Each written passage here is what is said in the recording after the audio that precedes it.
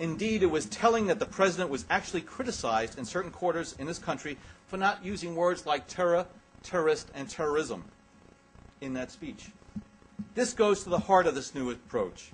Why should a great and powerful nation like the United States allow its relationship with more than 1 billion Muslims around the world be defined by the narrow hatred and nihilistic actions of an exceptionally small minority of Muslims?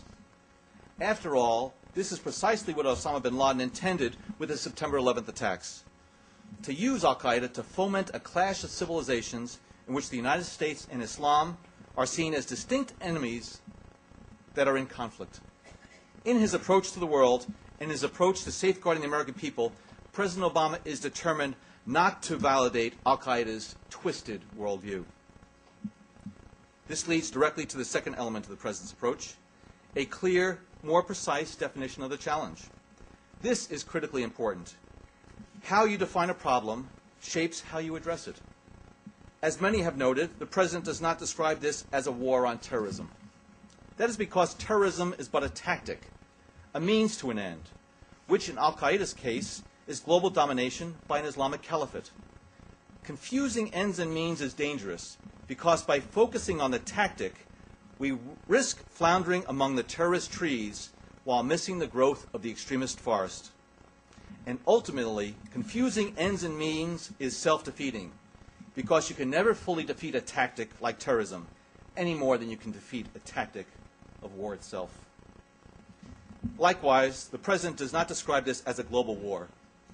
Yes, al-Qaeda and other terrorist groups operate in many corners of the world and continue to launch attacks in different nations, as we saw most recently in Jakarta. And yes, the United States will confront al-Qaeda aggressively wherever it exists so that it enjoys no safe haven. But describing our efforts as a global war only plays into the warped narrative that al-Qaeda propagates. It plays into the misleading and dangerous notion that the U.S. is somehow in conflict with the rest of the world. It risks setting our nation apart from the world rather than emphasizing the interests we share.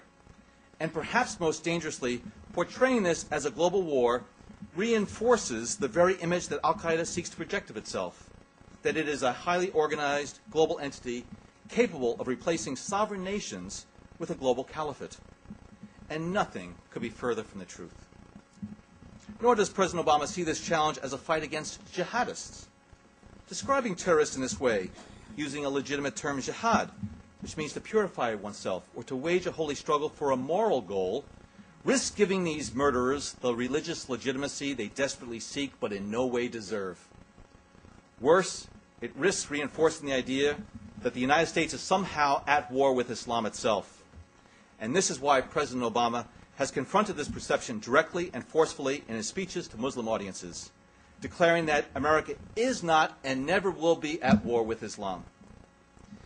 Instead, as the President has made clear, we are at war with al-Qaeda, which attacked us on 9/11 and killed 3,000 people. We are at war with its violent extremist allies who seek to carry on al-Qaeda's murderous agenda. These are the terrorists we will destroy. These are the extremists we will defeat.